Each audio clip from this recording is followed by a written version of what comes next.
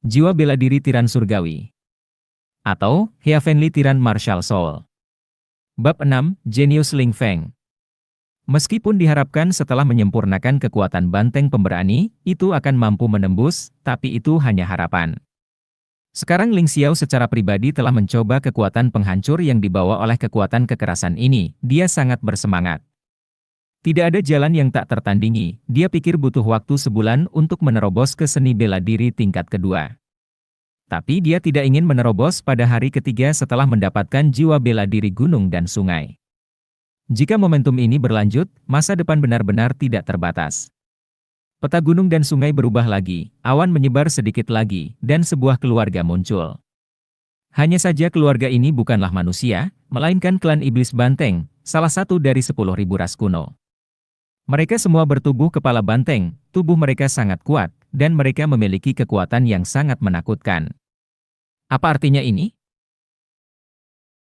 Ling Xiao sedikit bingung, tetapi dia tidak pernah percaya bahwa itu adalah kebetulan.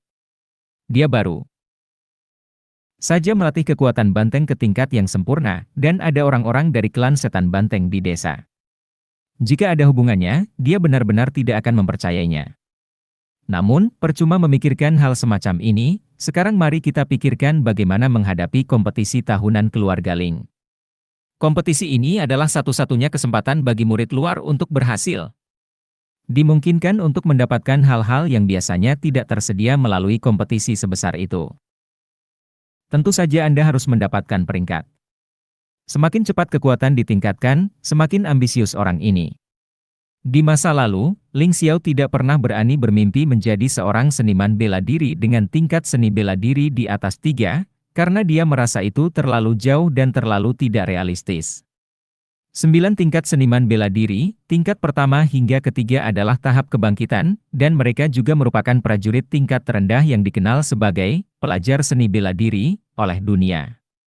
Siswa seni bela diri terbaik dapat memiliki kekuatan 1000 kati, dapat merobek hidup harimau dan macan tutul, dan meninju serigala dan beruang, mereka sudah menjadi master di mata dunia. Namun, setelah tingkat keempat dari seniman bela diri, perubahan yang sama sekali berbeda akan terjadi. Tingkat keempat hingga keenam dari seniman bela diri termasuk dalam tahap gelombang Qi. Dan secara resmi akan disebut Wutu. Fitur terbesar dari tahap ini adalah Qi yang sebenarnya. Akan diubah menjadi gelombang Qi yang dapat melukai orang dari kejauhan. Dengan energi Qi, akan semakin banyak hal yang bisa dilakukan, yang juga merupakan tujuan yang dikejar oleh para pejuang yang tak terhitung jumlahnya. Banyak orang tidak dapat mencapainya sepanjang hidup mereka.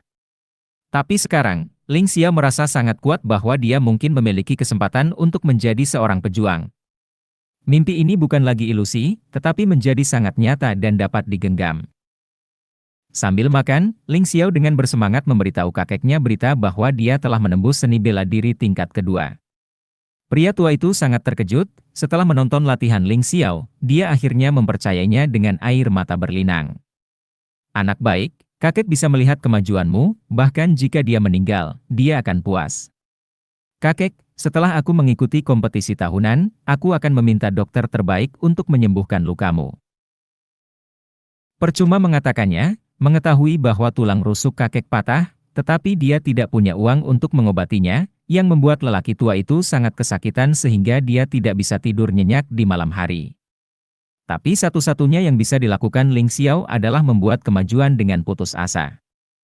Penghargaan dalam kompetisi tahunan sangat kaya dan dapat dipilih dengan bebas. Bersabarlah, itu akan segera datang. Kakek baik-baik saja, jangan terlalu memaksakan diri. Meskipun kamu telah menembus seni bela diri tingkat kedua, ada terlalu banyak prajurit dengan kekuatan ini. Jika kamu berusaha terlalu keras, kamu akan terluka.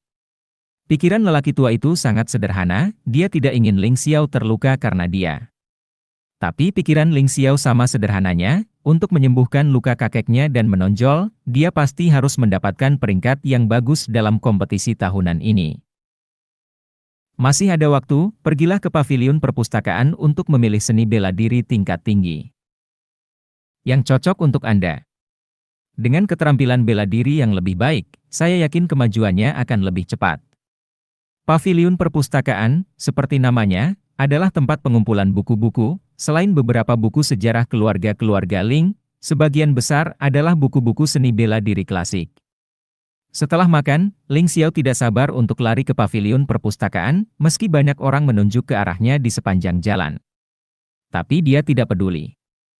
Kekuatannya telah meningkat, yang lebih baik dari apapun. Pengemis kecil. Tiba-tiba terdengar suara garing, namun kebetulan seorang pria dan wanita keluar dari pintu paviliun perpustakaan. Gadis itu lincah dan imut, dengan penampilan pedas dan genit. Pria itu heroik, tampan, dan kuat. Ling Yu adalah wanita itu, wanita cantik yang sering menggertaknya dan kakeknya. Belakangan, karena dia menjadi murid keluarga Ling, wanita ini sangat memperhatikannya. Tetapi setelah dia tidak dapat menembus seni bela diri tingkat kedua untuk waktu yang lama. Wanita itu mengutuknya lagi, dan melemparkan dirinya ke pelukan anak laki-laki di sebelahnya. Ling Xiao sama sekali tidak menyukai gadis ini. Jadi apa yang lucu jika hatinya lebih ganas lagi oleh ular dan kalajengking, maka ia akan menjadi seperti emas dan batu giok, tetapi ia akan hancur. Apakah kamu pengemis kecil yang dibicarakan saudariu? Kamu telah menembus seni bela diri tingkat kedua, tidak buruk, tetapi di antara murid luar, kamu relatif miskin, dan kamu harus terus bekerja keras. Sebelum Ling Xiao dapat menanggapi Ling Yu, pemuda itu menatap Ling Xiao dan mengatakan sesuatu seperti seorang senior. Ling Feng, keturunan dari keluarga Ling, budidaya 3 puncak seni bela diri, seorang murid elit dari keluarga Ling. Ling Xiao memandang Ling Feng. Dulu, di depan orang ini, yang dia rasakan hanyalah inferioritas dan ketidakberdayaan. Tapi sekarang, dia tidak peduli lagi, itu hanya seniman bela diri 3 tingkat, dan dia akan segera menerobos. Ling Yu, kamu memilih pria yang baik, tapi Ling Feng, wanita ini bisa memperlakukanku seperti sandal jerami, dan cepat atau lambat, dia akan memperlakukanmu dengan cara yang sama. Ling Xiao berkata dengan ringan. Juga seorang anak berusia 13 tahun, dia tidak menganggap Ling Feng lebih unggul dari yang lain. HMPH, menurutku tidak ada yang salah dengan Sister Yu. Wanita menyukai pria yang kuat. Sudah seperti ini sejak zaman kuno.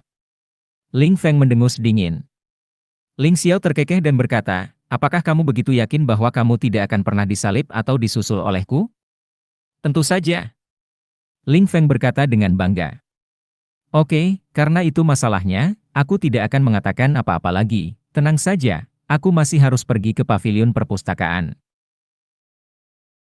Tunggu sebentar. Ling Yu memandang Ling Xiao sambil tersenyum dan berkata, pengemis kecil, nasib orang sudah ditakdirkan. Kamu terlahir sebagai pengemis, dan kamu hanya akan menjadi pengemis selama sisa hidupmu. Tapi aku sudah menjadi murid keluarga Ling. Percuma, cepat atau lambat kamu akan tetap menjadi pengemis. Jika kamu tidak mendapat tempat di kompetisi tahunan ini, maka kamu tidak akan bisa masuk ke aula prajurit, bisakah kamu melakukannya? Jika kamu bisa jangan lakukan itu, kamu hanya bisa kembali menjadi pengemis.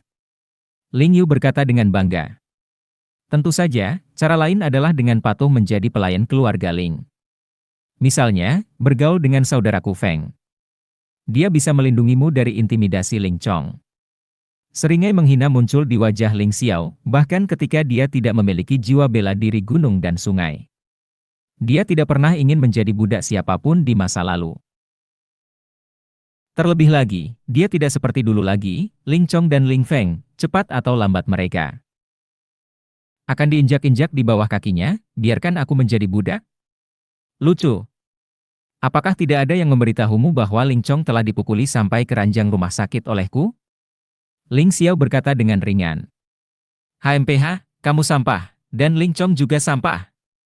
Tidak ada yang bisa dikatakan tentang konfrontasi antara sampah. Tiba-tiba, kata-kata Ling Feng terdengar lagi. Sebuah sampah? Orang terakhir yang mengatakan aku sampah 2 tulang rusuk patah. Aku tidak tahu apa yang akan terjadi padamu. Ling Xiao memandang Ling Feng, tidak menunjukkan niat untuk mundur. Hahaha, bagus. Bahkan jika kamu berani menjadi sia-sia, jangan khawatir, aku tidak akan melakukan apapun untukmu hari ini. Lagi pula, kompetisi tahunan hanya kurang dari setengah bulan lagi. Ketika saatnya tiba, aku akan membiarkanmu menyadari bahwa sampah adalah sampah, Selalu hanya. Seorang Buddha tidak bisa memanjat kepala tuannya. Ling Feng tertawa terbahak-bahak seolah-olah dia telah mendengar lelucon terbesar di dunia. Maka saatnya untuk melakukan pertarungan.